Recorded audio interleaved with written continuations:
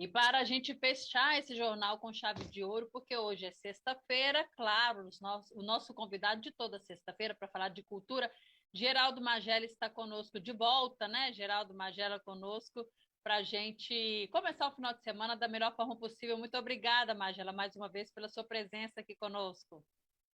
Bom dia, Raquel. Eu que agradeço mais uma vez pela alegria e pela satisfação, pelo presente que é, né? A gente estar aqui toda semana para esse papo gostoso, light, tranquilo, e que visa o estímulo ao conhecimento, à cultura, ao lado lúdico, né? Que infelizmente a gente percebe sumindo aí da humanidade. Meu abraço a você, meu carinho a toda a equipe da TV Câmara e a toda a gente Sete Lagoana que nos prestigia, nos acompanha e conosco continua todas as semanas. É um prazer, aliás, estar sempre aqui.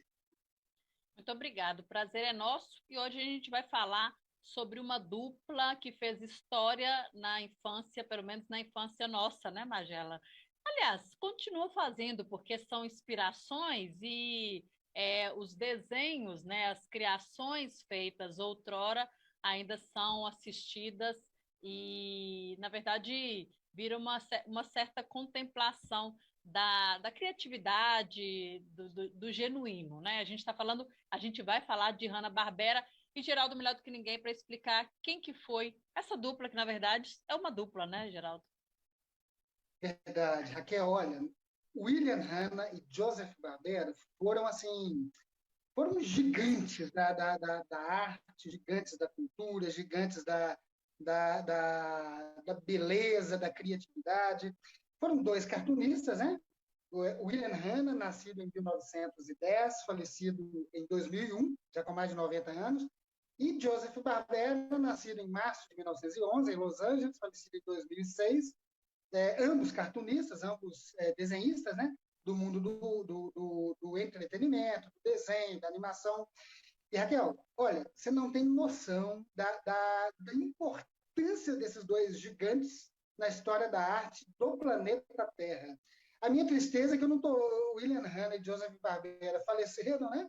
E eu não estou vendo nada nem próximo do que eles foram. Veja bem, eles trabalharam nos estúdios Metro Goldwyn Mayer e a partir da década de 40, né? E observe, Raquel, que naquela época, já em 1940, os dois combinaram de começar a criar personagens próprios, além dos personagens que os estúdios Metro Goldwyn Mayer já tinham. Pois bem, eles criaram um desenho chamado Puss Gets the Boot, que trazia uma briga de gato e rato, né? Era o gato Jasper e o rato Jinx. E perceba, essa dupla de gato e rato que brigava lá na casa e fazia aquela confusão toda, né? Na verdade, era um protótipo daquilo que nós um dia viemos a conhecer como Tom e Jerry. Uhum. E curioso que eles não produziram esse desenho para televisão. Na época era comum, antes das matinês, né, dos filmes que passavam na época, era comum passar curtas-metragens que funcionavam como uma espécie de prévia, de algo para preparar o público para o filme que viria.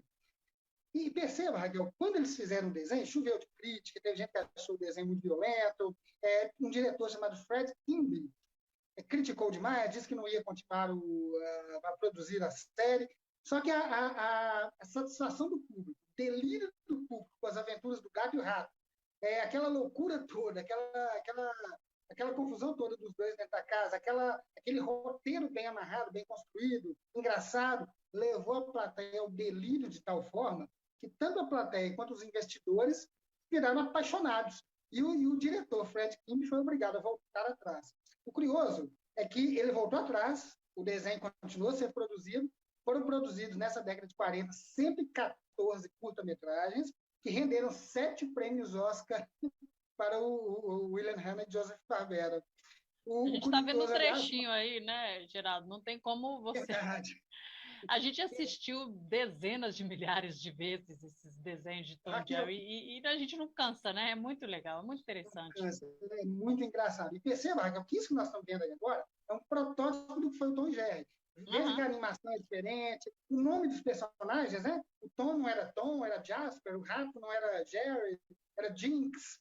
E, pois bem, eles avançaram, em 1900 os estudos Metro Goldwyn Mayer pararam as suas atividades, William Hanna e Joseph Barbera montaram a sua própria produtora, esse ano é histórico, 1957, e aí nasceu os estúdios Hanna-Barbera. E que começou, Raquel, com uma produção que eu, na minha infância, eu assistia todo dia. A meninada dos anos 80, que eu fui criança dos anos 80, a gente guarda saudades disso, né? E foi a produção Jambo e Ruivão, que nasceu em 1956. A primeira produção de William Hanna e Joseph Barbera como personagens que, além de próprios, eram frutos do próprio estúdio e não de outro estúdio, né? E aí não parou mais, Raquel. A mente deles era uma coisa fantástica, era uma coisa assim, fora do comum. Para você ter uma ideia, chegou nos anos 60, eles tiveram uma ideia fantástica. Eles criaram o primeiro sitcom em desenho animado da história mundial, que todo mundo conhece, né? Se eu falar aqui para você, Raquel, Yabadabadu, você vai lembrar do Fred Flintstone, né?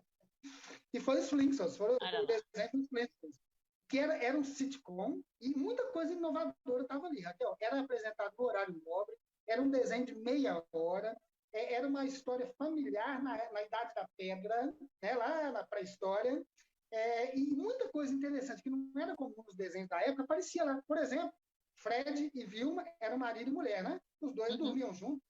Isso aparecia, os dois dormindo juntos. A Vilma um dia engravida do Fred, tem a Pedrita, né? O Barney era marido da Beth, que por sua vez engravida e dá a luz ao Bambam.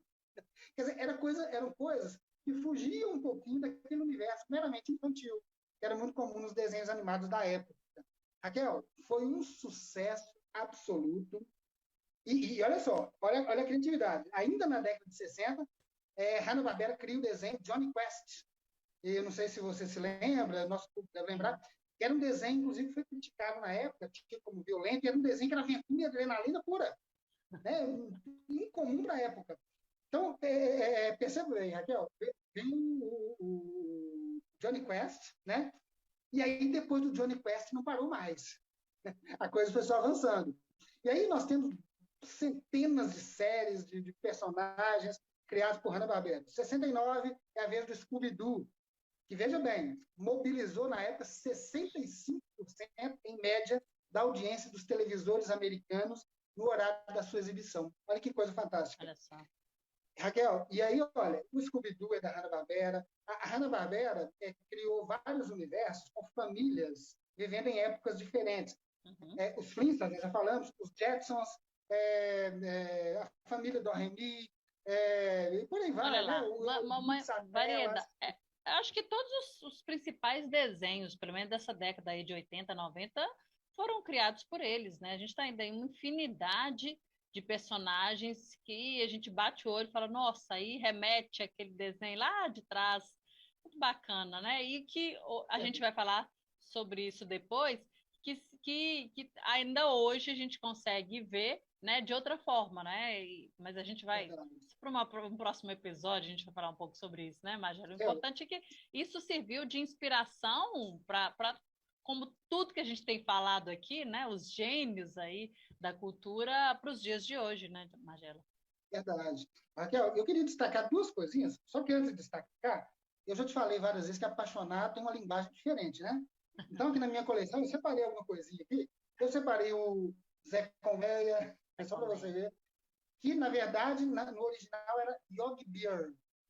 Mas, enfim, aqui no Brasil ficou conhecido como Zé Colmeia, né? Os Flintstones, eu tenho aqui também na minha coletânea. Os Jetsons, eu tenho aqui na coletânea também. O Scooby-Doo, eu tenho na coleção. A Corrida Maluca, quem não se lembra do Dick Vigarista, né? Maluca. Outro dia eu estava conversando.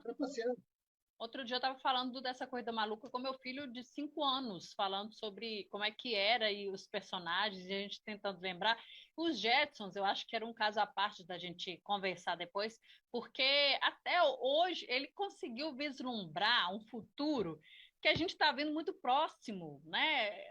E antes, assim, tipo robô, os carros flutuando, a televisão que hoje é o smartphone, né? O celular que hoje é como um computador de mão, né? Isso há quantos anos atrás esse desenho foi criado e completamente vanguarda? Totalmente, dos anos 60, Raquel, e detalhe, muita gente não sabe, nós vamos conversar sobre isso mais adiante, na semana que vem nós vamos retomar o assunto, mas os Jetsons tinham críticas sociais interessantes, viu? E, Raquel, só uma última coisa que eu separei aqui, o Scooby-Doo e o Bionicão, E a Hanna-Barbera costumava fazer muito crossovers, né? Hoje a gente chama de crossover, são encontros de personagens de séries distintas. E, Raquel, duas coisinhas para a gente finalizar essa nossa conversa de hoje. O nosso objetivo hoje é estimular o nosso público a, primeiro, pesquisar quem foi o William Hanna e Joseph Barbera e a importância deles na história da arte e da cultura. Primeiro ponto. Segundo, veja bem, os dois produziram nada menos que 249 séries. Eu desconheço quem tenha produzido tantas séries assim. Eles produziram 249 séries, criaram mais de 600 personagens. E observe, em universos totalmente díspares entre si. Se você for pegar, por exemplo, o universo da Disney, a Disney focou naquele âmbito de fantasia, né? E foi aquela estrada que o Walt Disney escolheu. Hanna-Barbera, você vai ver coisa na pré-história, no futuro, enfim, desenhos mais infantis como Zé Colmeia, Mistério, o Scooby-Doo, que na verdade não tinha nada de sobrenatural, e na verdade existia uma crítica social lá, tentando mostrar que muito mais perigoso que qualquer suposta criatura sobrenatural, monstro, era o ser humano, Eram as pessoas. a sua ganância, eram as pessoas, com a sua ganância, com a sua sede de poder, com a sua inversão de valores. Então, existia uma crítica no Scooby-Doo que era fantástico. Então, veja, se você me pedir uma razão, Raquel, por que você aconselha a que nós assistamos à obra de Hanna-Barbera? Hanna-Barbera estimula consciência crítica, Hanna-Barbera diverte, Hanna-Barbera educa, Hanna-Barbera estimula a inteligência por essa viagem em mundos diferentes, futuro, passado, presente, universos paralelos.